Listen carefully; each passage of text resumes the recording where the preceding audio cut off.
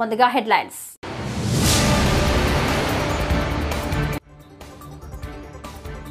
తిరుమల శ్రీవారికి కాసుల వర్షం. హుండీకి రికార్డ్ స్థాయిలో ఆదాయం. ఎన్ని కోట్లంటే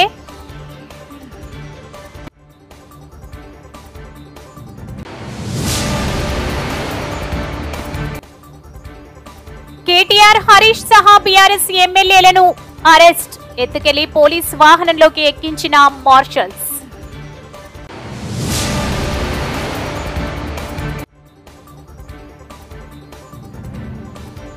ఏపీలో స్కూల్ విద్యార్థులకు శుభవార్త.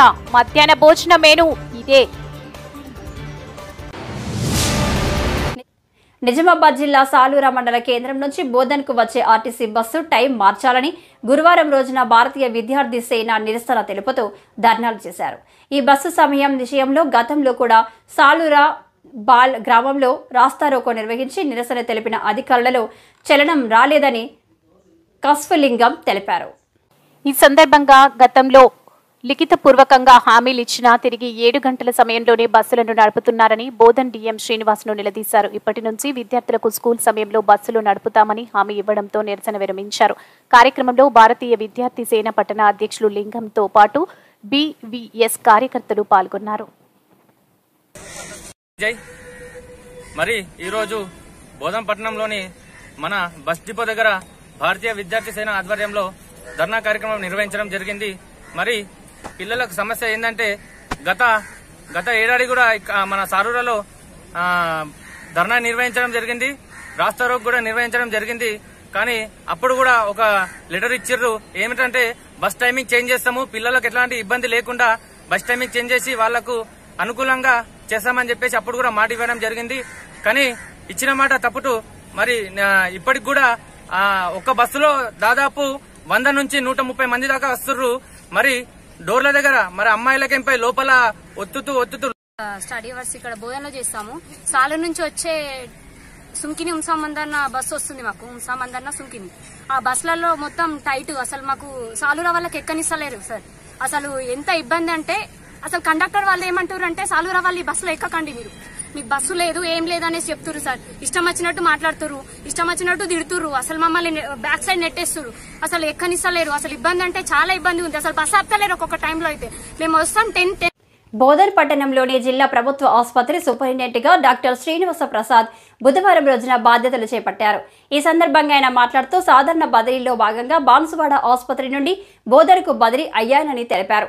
గతంలో 2 సంవత్సరాలు బోధన్ జిల్లా ఆసుపత్రిలో విధులు నిర్వహించాలని, ఆసుపత్రి గురించి తనకు అనుభవం ఉన్నదని అన్నారు. ఆసుపత్రిలోని వైద్యుల కొరత ఉన్న కారణంగా రోగులకు ఇబ్బందులు తలెత్తాయని, వైద్యుల కొరత ఉన్నందున ఉన్నతాధికారులకు ఆసుపత్రిలోని సమస్యలను కమిషనర్కి విన్నవించామని, త్వరలో వైద్యులను నియమించేందుకు కృషి చేస్తున్నామని తెలిపారు. జిల్లా ప్రభుత్వ ఆసుపత్రిలో నేటి నుండి మహిళా వైద్యురాలు సేవలు అందుబాటులోకి రానున్నాయని, మరో 2 లేడీ డాక్టర్లను త్వరలో నియమించేందుకు ఉన్నతాధికారులకు తెలిపామని అన్నారు. వర్షాకాలం ఉన్నందున సీజనల్ వ్యాధులు ప్రబలే అవకాశం ఉన్నందున ప్రజలు అప్రమత్తంగా ఉండాలని ఆయన సూచించారు. సిగ్నల్ వ్యాధులు వస్తున్నందున ఆసుపత్రిలో ప్రత్యేక చర్యలు చేపడుతున్నామని, ప్రజలు ఎటువంటి ఇబ్బందులు తలెత్తినా ఆసుపత్రిలో వైద్య సేవలు చేసేందుకు వైద్యులు తమ సేవలు అందిస్తున్నారని ఆయన పేర్కొన్నారు.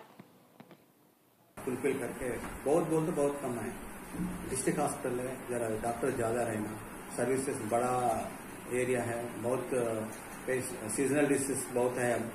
अब सीजन है पूरा मेडिकल डिपार्टमेंट को, और 2 महीने रहते हैं. डॉक्टर ज्यादा रहे तो सर्विस अच्छा मिलता पेशेंट्स को भी. अब वायरल फीवर से डेंगू ऐसा आ रहे हैं, वो केसेस के ट्रीटमेंट अच्छा मिलता. इससे पहले लेडी डॉक्टर्स कोई भी नहीं था. आज ही मैडम आज ज्वाइन हुआ, और 2 डॉक्टर्स को भी कमिश्नर को हम पूछ के, और 2 डॉक्टर लेडी डॉक्टर्स को 3 डॉक्टर अच्छा है तो सर्विसेज 24/7 अच्छा मिलता. हम बांसवाड़ा के ऐसे उधर 20 साल काम करें, अच्छा हॉस्पिटल को हम नाम दिया, ऐसा मोटिव से इधर भी अच्छा काम करते हैं.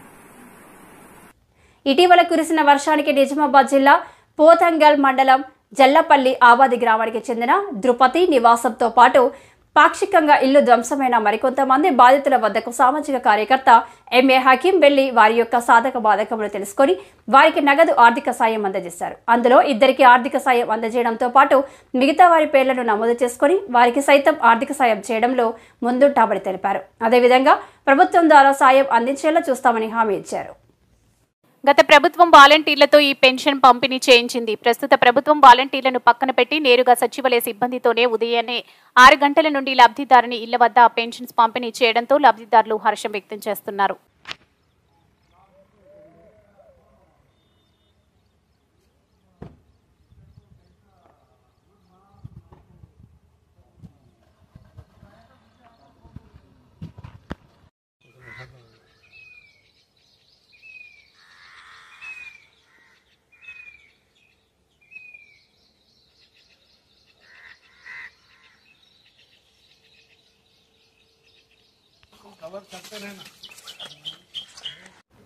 వర్గీకరణపై సుప్రీంకోర్టు తీర్పు పట్ల హర్షం వ్యక్తం చేస్తూ బోధన్ పట్టణంలో అంబేద్కర్ చౌరస్తాలో ఎంఆర్పీఎస్ నాయకులు టపాసులు పేర్చి స్వీట్లు పంచుతూ సంబరాలు నిర్వహించారు.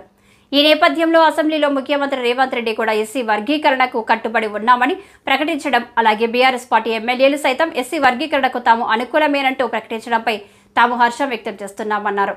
గత 30 సంవత్సరాలుగా మాదిగ ఉపకులాలకు వర్గీకరణ చేయాలని ఎంఆర్పీఎస్ వ్యవస్థాపక అధ్యక్షులు మందకృష్ణ మాదిగ నేతృత్వంలో ఎందరో నాయకులు ఉద్యమించారని వారందరికీ కృతజ్ఞతలు తెలిపారు. ఎస్సీ వర్గీకరణకు తెలంగాణ ప్రభుత్వం చేసిన ప్రయత్నం ఫలించింది. వర్గీకరణపై సుప్రీంకోర్టు రాజ్యాంగ ధర్మాసనం ఇచ్చిన తీర్పుకు మనస్ఫూర్తిగా కృతజ్ఞతలు తెలుపుతున్నాం. సుప్రీంకోర్టు తీర్పుకు అనుగుణంగా ఏబీసీడీ వర్గీకరణ చేసేందుకు తెలంగాణ ప్రభుత్వం నిర్ణయం తీసుకుంటుందని తామంతా ఆశిస్తున్నాం. ఇప్పుడు అమల్లో ఉన్న ఉద్యోగ నోటిఫికేషన్లో కూడా మాదిగ ఉపకులాలకు రిజర్వేషన్లు అమలు చేసేందుకు ప్రభుత్వం తగిన చర్యలు చేపట్టాలని కోరుతున్నాం. ఈ కార్యక్రమంలో వర్గీకరణపై సుప్రీంకోర్టు తీర్పు నేపథ్యంలో అసెంబ్లీలో ముఖ్యమంత్రి రేవంత్ రెడ్డి మాదిగ ఉపకులాలను వర్గీకరణకు వాయిదా తీర్మానం ఇస్తే గత ప్రభుత్వం సంపత్ కుమార్ ను సస్పెండ్ చేసింది. 2023 డిసెంబర్ 23 ఉప ముఖ్యమంత్రి బట్టి విక్రమార్క, దామోదర రాజనరసింహ అడ్వకేట్ జనరల్ ను సుప్రీంకోర్టుకు పంపించారు. వర్గీకరణపై సుప్రీంకోర్టులో న్యాయ నిపుణులతో వాదనలు వినిపించారు. తెలంగాణ ప్రభుత్వం చేసిన ప్రయత్నం ఫలించింది. వర్గీకరణపై సుప్రీంకోర్టు రాజ్యాంగ ధర్మాసనం ఇచ్చిన తీర్పుకు మనస్ఫూర్తిగా కృతజ్ఞతలు చెబుతున్నా సుప్రీంకోర్టు తీర్పుకు అనుగుణంగా ఏబీసీడీ వర్గీకరణ చేసేందుకు తెలంగాణ ప్రభుత్వం నిర్ణయం తీసుకుంటుంది. ఇప్పుడు అమల్లో ఉన్న ఉద్యోగ నోటిఫికేషన్లో కూడా మాదిగ ఉపకులాలకు రిజర్వేషన్లు అమలు చేసేందుకు ప్రభుత్వం తగిన చర్యలు చేపడుతుంది. ఈ కార్యక్రమంలో దండోర ఉద్యమ సీనియర్ నేత లింబూరి లక్ష్మణ్, ఉప్పల రామకృష్ణ, వీరపురం పోషెట్టి, బెల్లెడుగు సుధాకర్, మోచి శంకర్, కౌన్సిలర్ రాధాకృష్ణ, అద్దంకి హుస్సేన్, కల్లా మహేందర్, సందీప్, మోచి లింగయ్య, బ్యాంక్ రాములు, నల్వాల విజయ్, అద్దంకి హుస్సన్, సాయిలు, గజపాక సాగర్, జయేషి శంకర్, చిన్న సుధాకర్, పిట్ట అంపయ్య, పిట్ట మహేష్, జీకే ప్రసాద్ తదితరులు పాల్గొన్నారు. మా యొక్క కళ త్వరలో నిర్భేతం అవుతుందన్న మేము తెలంగాణ ప్రభుత్వానికి, కేంద్ర ప్రభుత్వానికి కృతజ్ఞతలు తెలుపుతూ ఈరోజు సంప్రదించడం జరిగింది. కావున మా ఎంఆర్పీఎస్ ఇతర విభాగాల తరఫున కేంద్ర రాష్ట్ర ప్రభుత్వాలకు ప్రత్యేక ధన్యవాదాలు తెలుపుతూ ధన్యవాదాలు.